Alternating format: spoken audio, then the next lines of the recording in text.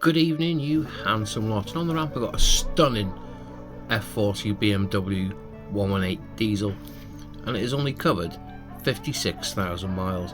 And of course we're going to be carrying out a full service on this vehicle, including a brake fluid change.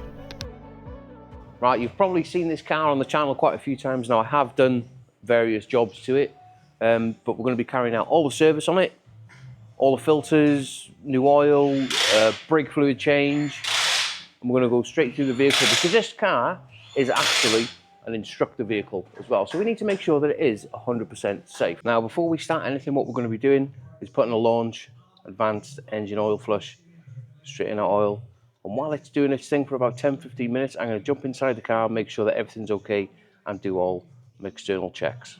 Well, as you can see, I'm now in the vehicle. Now, I've already connected my tab up. We've done a pre-vehicle scan just to make sure that there's nothing underlying that I can sort of carry out or address during the service. I've saved the report, but now I'm going to just go around and make sure that all my instrumentation, lights, all the switches, everything's working as it should, including the air conditioning, and the doors are opening from the inside, and all the seat belts are retracting as it should be. Right, let's hop outside. Well, we're now outside the vehicle. Make sure that all the lights are switched on, even the fog lights, the DRLs, headlight indicators. Make sure everything's working. Nothing's going to fall off the vehicle. And obviously we know that the driver's side door's opening. We're going to come around the back and check all the rear lights as well. With the vehicle now ticking over, we can get the vehicle up in the air to working height so we can go around and shake all the wheels, because we've still got about 10 minutes or so left for that engine flush to be working its magic.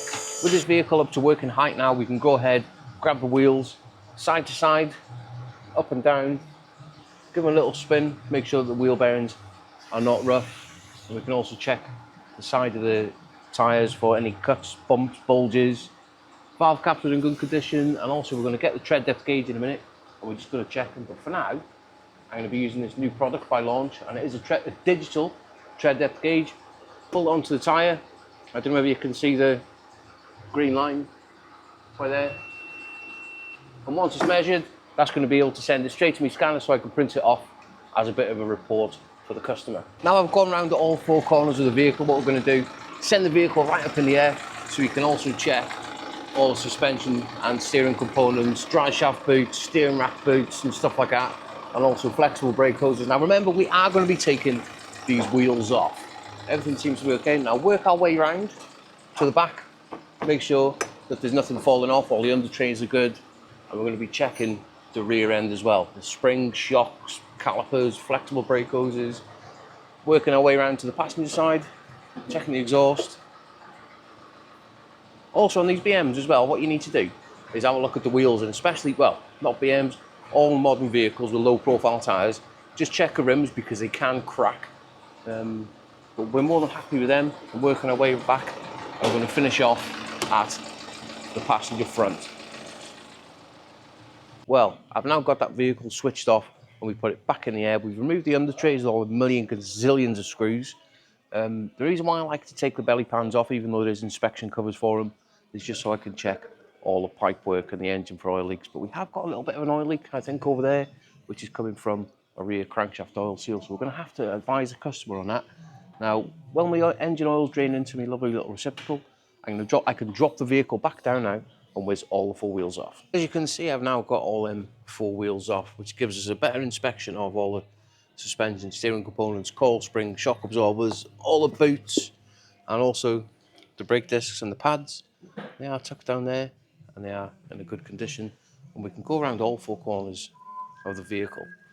These pads, rear pads, are about 50% worn, so I'll just put it on the advisory sheet. Probably next service, he's probably going to want some rear brakes.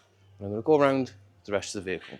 I've now finished with everything that I need with the wheels, but I have left the front ones off because we're going to be doing a brake fluid service in a second. Now, new sump plugs going in. We're going to get this torqued up to 25 newton meters. And then once we finish, we're going to give it a little bit of a clean down and just mark it with a little bit of paint pen so we know that it's torqued correctly. Move round now to the brake fluid. Now what we're going to be using is a Launch Pro Brake one. We switch the suction function on and take a little filter out of the brake reservoir. We get a little suction tube now. We can get all that brake fluid out of the reservoir. Well, all that dirty fluid now is out of that reservoir, and we connected our filling pipe up. We can go around now, turn the pressure up, and this is going to hold it at a steady and constant 2 bar of pressure while I'm bleeding the brakes. And we can adjust the pressure there just to the gauge. Anywhere between 1.5 and 2 bar of pressure is going to be perfect. Let's start at the passenger rear, which is furthest away from the master cylinder. I get 11 mil now, slacking it off, and that brake fluid should come through there, lovely, into our lovely little receptacle. Well, I'm in the last place now, which is the driver's side front. Now I'm going to be bleeding the outside last. Now, if I open this nipple, you should see a little bit of dirty fluid come through. I'm not saying you will, but you might. You know, it's relatively clean, to be honest. Now I've finished doing the brakes, everything's disconnected. Get the little filter, make sure that it is nice and clean, and put it back in the reservoir. Look how clear that fluid is now. Pop it back in. What have I done with the cap? And that is the brake fluid service done. Right, well, I'm going to be carrying on now. Top of the screen wash up, changing the air filter, topping the engine oil up.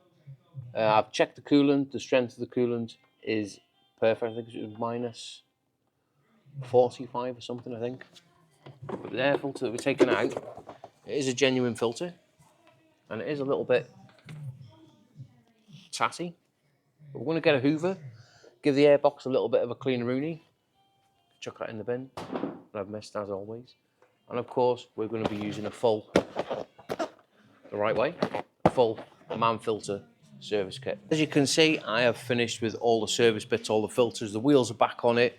Now, you probably noticed that I haven't checked the tyre pressure, and the reason for it being this car needs 2 front tyres, and this rear tyre here is almost, well, it has got a screw on the inside, which is no longer, it's not repairable.